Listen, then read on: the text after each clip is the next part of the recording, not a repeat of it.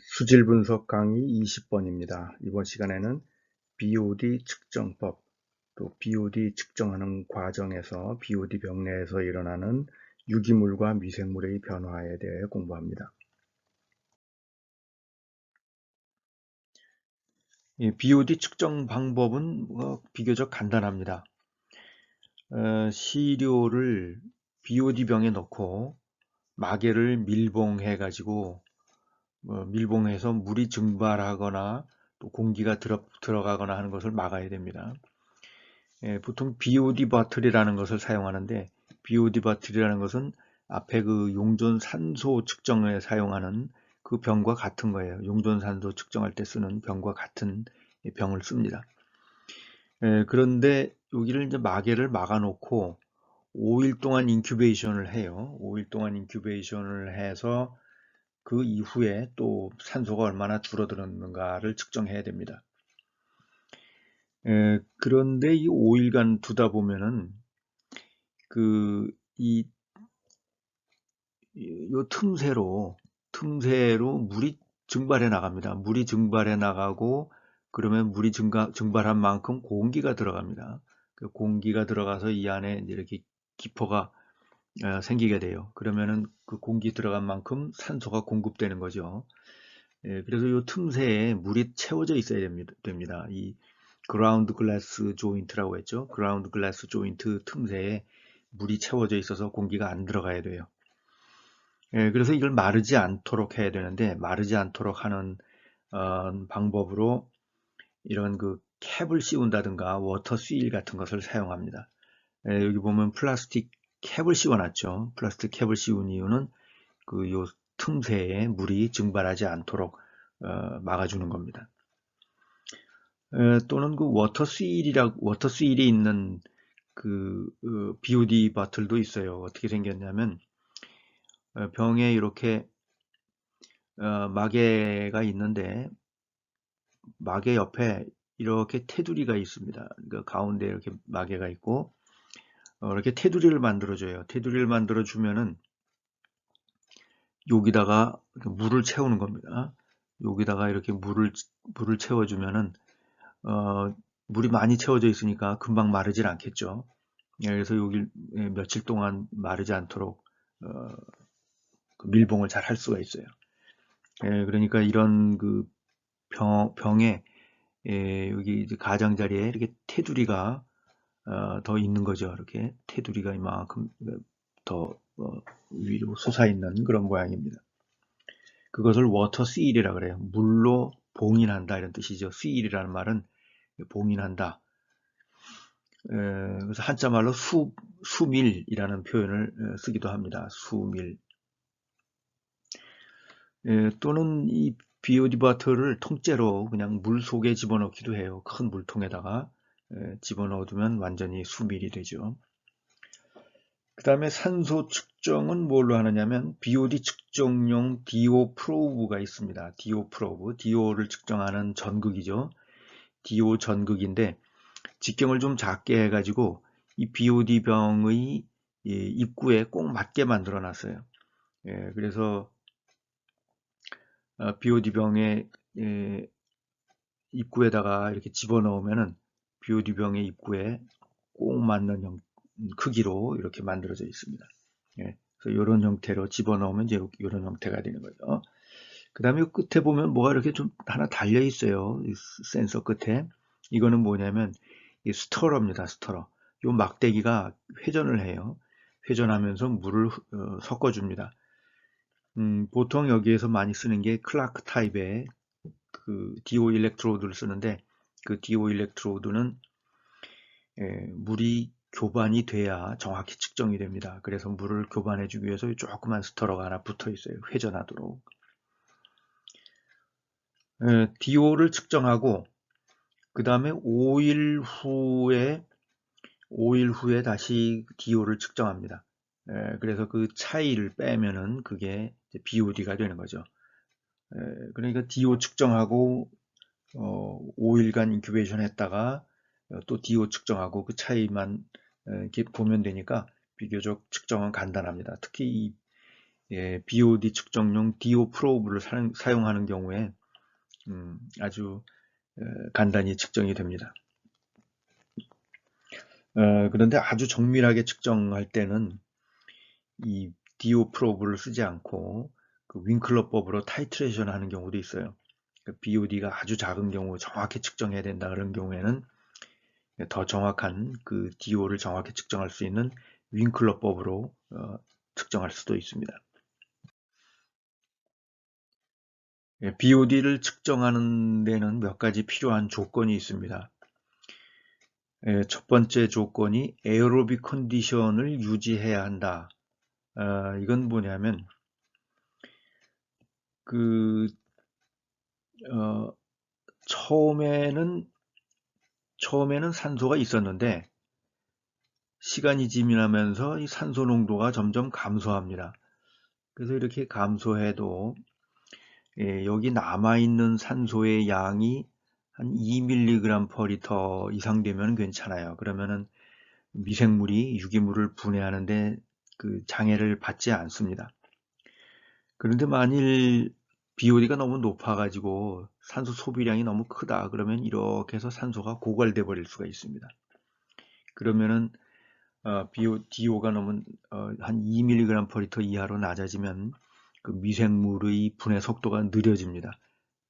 그래서 산소 소비량을 알 수가 없죠. 여기서 실제로는 이제 더 많이 소비가 됐을 텐데 산소가 없어서 소비가 안 됐기 때문에 측정이 안 됩니다. 그렇게 해서 산소가 그 측정이 끝날 때까지 한 2mg/L 이상 남아 있어야 한다는 조건이고, 그 다음에 공기 교환을 차단해야 된다. 공기 중에 산소가 있기 때문에 밀봉이 잘 되지 않으면 공기 중에 산소가 들어가서 변동이 되겠죠. 근데 BOD가 높은 물은 이 산소가 고갈될 수가 있기 때문에 희석을 해야 됩니다. 희석. 그럼 BOD가 어느 정도까지 측정이 가능하냐면은 물속의 DO의 그 농도가 보통 한 9mg/L 정도 돼요. 처음에 시작할 때 한 9 정도 됩니다. 그런데 이제 점점 줄어들어서 나중에 남아있는 양이 2mg/L 정도는 남아있어야 하니까 결국 그 측정되는 BOD는 한 7mg/L 이하여야 된다는 거죠. 이 이상 되면 산소가 고갈되기 때문에 희석을 해야 됩니다. 그 다음에 또 어떤 조건이 충족돼야 하느냐 하면은 생물을 이용한 분석이기 때문에 생물이 살기 좋은 그런 조건을 만들어 줘야 돼요. 그래서 not toxic, 독성이 없어야 됩니다. 뭐 보통 가정하수 같으면은 문제가 없어요. 독성이 없는데 공장 폐수의 경우는 간혹 이 독성이 있어서 미생물이 증식하지 못하고 BOD 측정이 안 되는 경우가 있습니다. 미생물이 죽을 정도, 예를 들면은 pH가 너무 낮다든지 또는 pH가 너무 높다든지 또는 어떤 그 수은이라든가 뭐 이런 그 독성 물질이 있다든가 이런 경우에는 미생물이 살 수가 없기 때문에 BOD가 측정이 안 됩니다. 그 외에 또 필요한 요소로서 이 뉴트리언츠라고 하는 것은 영양염류라고 보통 번역을 합니다. 영양염류라고 번역을 하는데 물속에 미생물이 사는 데 필요한 그런 그 무기염류를 말해요. 가장 결핍이 잘 되는 것이 질소, 뭐 이런 것들이죠. 이런 영양염류들이 충분히 존재해야 그 박테리아들이 생존할 수가 있고 BOD 측정이 된다. 그 다음에 pH는 중성 근처에야만 미생물이 활동할 수가 있습니다. pH가 뭐 6 이하 또한 10 이상 뭐 이렇게 되면은 그 박테리아가 활성이 떨어지거나 죽거나 하는 거죠. 그 다음에 삼투압도 적당해야 됩니다. 삼투압은 뭐냐면 삼투압이 너무 높거나 너무 낮으면 박테리아가 성장하는데 장애를 주죠. 그러니까 삼투압이 너무 높으면 예를 들어서 물속에 소금이 너무 많다. 그러면 물이 막 빠져나가죠. 물이 빠져나가서 세포가 쪼그라들어서 죽게 됩니다. 또 반대로 삼투압이 너무 낮으면은 물이 세포 안으로 막 스며들어가서 세포가 터져 버립니다. 세포가 터지는 그런 일도 생기기 때문에 삼투압이 너무 낮아도 안 되고 너무 높아도 안 돼요. 그러니까 바닷물처럼 이렇게 짜면은 민물에 있는 박테리아는 다 죽어버리고, 또 증류수처럼 이렇게 물속에 이온이 적으면은 이게 터져버립니다. 그래서 미생물이 적당히 살 수 있도록 삼투압을 조절하는 그런 물질들을 넣어줘야 돼요. 자, 그 다음에 시드 오가니즘이 있느냐, 시드 오가니즘이 적절해야 된다. 시드라는 것은 뭐냐면 씨앗이라는 뜻인데 박테리아의 씨앗을 말합니다. 박테리아의 씨앗을 심어준다. 그래서 이것을 한자말로 식종이라는 한자말로 번역을 해서 씁니다. 식종. 그러니까 종자를 심는다 이런 말이죠. 종자를 심는다. 너무 깨끗해서 박테리아가 없으면은 BOD 측정이 안 됩니다. 그 박테리아가 성장할 때까지 한참 시간이 걸리죠. 어떤 경우에 이런 일이 벌어지느냐 하면은 공장에서 식품 공장 같은 데서 완전히 멸균된 상태에서 뭐 식품을 만들고 흘러나오는 하수 이런 데 보면 박테리아가 다 죽었죠. 없죠. 멸균 상태죠. 그러면 측정이 잘 안 됩니다. 이런 데는 일부러 미생물을 넣어줘야 한다. 이런 조건들이 충족이 돼야 이 생물을 이용한 바이오어세이인 BOD 측정이 가능해집니다. 자, BOD 측정의 조건에서 또 어떤 조건이 필요하냐 하면은 온도를 잘 맞춰줘야 되는데 20도로 고정하도록 되어 있습니다. 20도. 왜 고정하느냐 하면은 온도가 높으면은 BOD 값이 커집니다. 미생물이 활성이 높아지고 대사 속도가 빨라지면서 유기물을 빨리 분해해요. 그래서 측정 온도에 따라서 차이가 굉장히 많이 납니다. 그렇기 때문에 온도의 영향을 배제하기 위해서 모든 BOD는 20도에서 측정하는 것을 원칙으로 하고 있습니다. 그 다음에 며칠간 분해했느냐에 따라서 분해되는 정도가 달라지죠. 그래서 그 기준을 5일로 정했습니다. 5일. 원래 물속에 있는 생분해성 유기물을 다 분해하려면 거의 20일 정도 걸려요.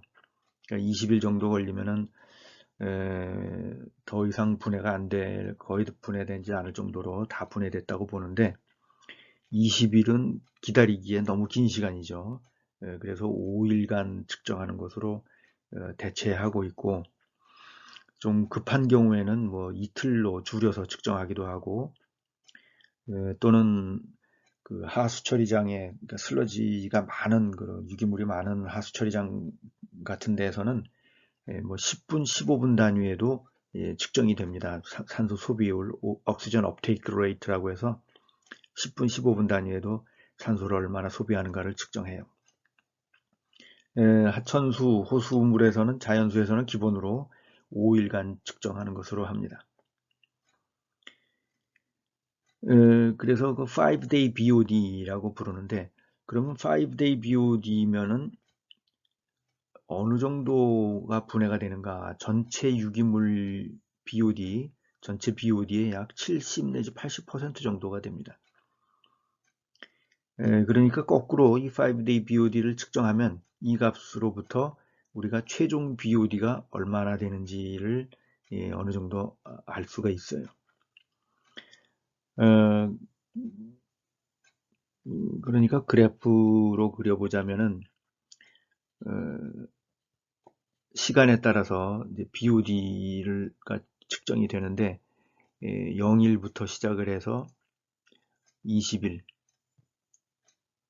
그 정도 되면은 이렇게 가서 20일이면은 더 이상 BOD가 증가하지 않는, 산소 소비량이 더 증가하지 않는 상태가 됩니다. 5일이면은 전체 BOD의 한 70% 정도 분해되는 이런 정도 수준이 되죠. 5일. 그래서 유기물을 뭐 다 산화시키는 것은 아니고 대략 한 3분의 2 정도 산화시키고 우리가 측정을 하는 것입니다. 그래서 BOD 이건 5day라고 하고, 이때 BOD는 이것은 20일, 20일이라고도 하고, 또는 여기 보면 Ultimate BOD라는 표현을 썼습니다. Ultimate BOD. 번역은 최종 BOD라고 번역을 했는데, Ultimate라는 말은 아주 최종적으로 나타나는, 궁극적으로 나타나는 이런 뜻이죠.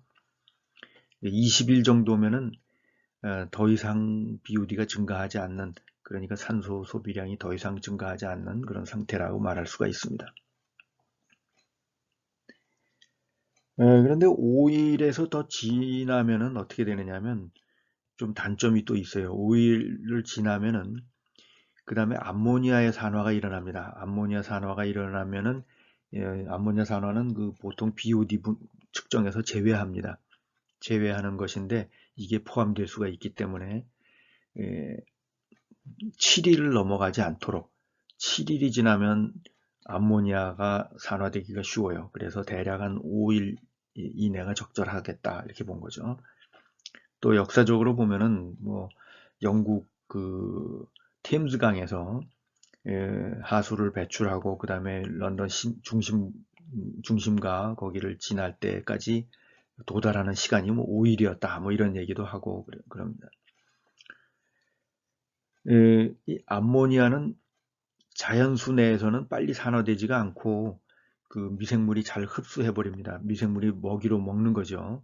그래서 암모니아의 산화는 보통 BOD 측정에서는 포함시키지 않고 제외하는 것이 일반적입니다. 자, 그럼 BOD 병 내에서는 어떤 변화가 일어나는가? BOD 병 내에서는 어떤 변화가 일어나는가? 먼저 유기물을 보면은 유기물이 점차로 줄어듭니다. 근데 그 줄어드는 속도가 초기에는 좀 기울기가 급하죠. 빨리 줄어듭니다. 그러다가 서서히 유기물이 줄어들면서 점점 속도가 느려집니다. 그리고 분해가 되고 남으면은 예를 들어 시간적으로 봤을 때 뭐 마지막을 한 20일 이렇게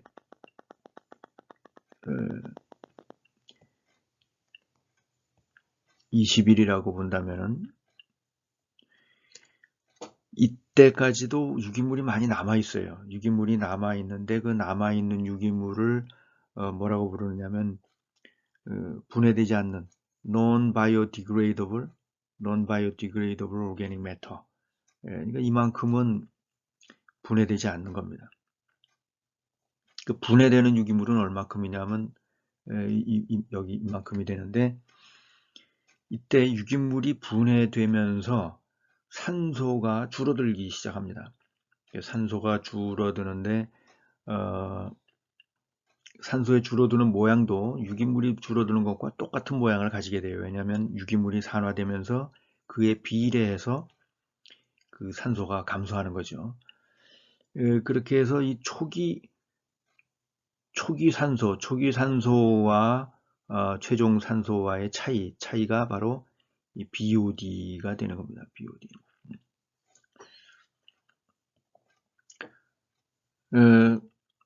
모양을 보면은 이렇게 감소하는 모양으로 나오게 되는데, 보통 BOD 그래프는 이것을 뒤집어 놓고 그립니다. 그러니까 시간에 대해서 이 BOD를 그려보면은 BOD는 갈수록 증가하는 거죠. 산소는 점점 감소하는 거지만 BOD는 점차 증가하는 형태로 나옵니다. 그래서 BOD의 커브는 이제 이런 그 증가하는 형태로 나오게 되는 거죠. BOD 병 속에서 그러면 5일 동안 어떤 변화가 일어나는가? 거기서 일어나는 변화들을 보면은 먼저 그 용존 유기물은 박테리아나 곰팡이가 흡수합니다. 박테리아나 곰팡이가 흡수해서 세포가 성장해요. 세포가 성장하고 또 자기가 먹은 그 유기물을 산화시키면서 에너지를 얻죠. 그 산화하면은 CO2와 H2O로 됩니다. 이렇게 해서 용존 유기물은 빠른 속도로 박테리아가 흡수해서 성장을 하고 없애버립니다. 그런데 그 입자상 유기물은 이 용존 유기물에 비해서 분해 속도가 느립니다. 왜 그러냐면 입자상 유기물이라고 하는 것은 이 분자가 좀 큰 것을 말하죠. 예를 들면은 탄수화물 같으면은 글루코스가 한 개씩 있는 게 아니라 여러 개가 붙어가지고 셀룰로스 세포막을 형성한다든지 또는 그 거대한 단백질 덩어리 이런 것들은 아미노산이 길게 붙어 있는 것이죠.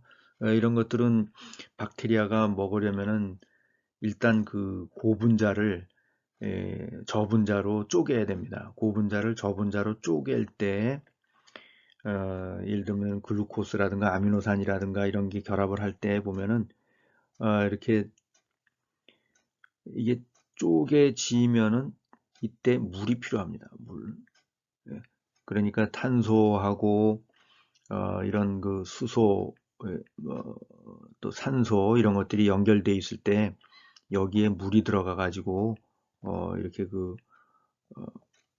쪼개지는 거예요. 그래서 물이 들어가면서 쪼개지고 또 사실 결합이 될 때 여기는 물이 빠지면서 결합이 된 겁니다. 물이 빠지면서 그 중합 반응이 일어나는 거죠. 그래서 물이 들어가면서 이 단백질이 아미노산으로 분해되고 또 탄수화 녹말이 글루코스로 분해되고 이런 반응이 일어나기 때문에 그것을 물이 가해지면서 분해가 일어난다. 그래서 가수 분해라고 부릅니다. 영어로 하이드롤리시스라고 부르는데 하이드로는 이건 물이라는 뜻이고 라이시스는 분해라는 뜻입니다. 그러니까 물이 들어가면서 분해한다. 그것을 하이드롤라이시스 이렇게 부른 거죠. 이렇게 해서 그 거대한 분자들이 작은 단위의 분자, 저분자로 모노머 같은 걸로 쪼개져야 그 다음에 용존 유기물이 되고 그것이 박테리아가 흡수해서 먹고 살면서 분해를 할 수가 있다는 거죠. 가수분해에 대해서 밑에 따로 그래서 조금 정리를 해놨습니다. 폴리머가 모노머가 된다. 폴리머라는 것은 글루코스가 이렇게 여러 개 붙어 있거나 아미노산이 여러 개 붙어 있는 이런 걸 폴리머라고 하고 이게 한 개씩 쪼개지면 모노머라고 부릅니다. 이렇게 한 개씩 쪼개지면 대표적인 게 그 스타치, 글리코겐, 셀룰로스 이런 것들이 글루코스로 쪼개지는 반응, 단백질이 아미노산으로 쪼개지는 반응, 지방에서 지방산이 쪼개져 나오는 반응 이런 것들이죠. 이렇게 그 분해되는 가수 분해되는 반응이 일어나고 나서야 그 글루코스나 아미노산 같은 것들이 이런 것들이 이제 박테리아에 의해서 흡수돼서 박테리아 세포 안으로 들어갑니다. 그렇게 해서 이용이 되는 거죠. 자, 용존 유기물이 박테리아에 의해 흡수되면 박테리아가 성장하기 시작하죠. 그래서 초기에 박테리아가 막 증가합니다. 그런데 박테리아가 처음 하루 이틀 정도에는 막 증가해요. 그러다가 한 이틀 넘어가면 그때부터 서서히 에너지가 고갈되기 시작합니다. 먹이가 없어지는 거죠. 물속에 있는 먹이가 없어지면서 박테리아가 오히려 줄어들기 시작합니다. 박테리아가 일부 세포 크기가 점점 작아지고 죽어서 터지거나 뭐 이렇게 해서 자가 분해되고 이렇게 해서 박테리아 숫자가 박테리아는 그대로 산채로 유지하기가 어렵습니다. 매일 일정량의 에너지가 공급이 되지 않으면 죽습니다. 생물은.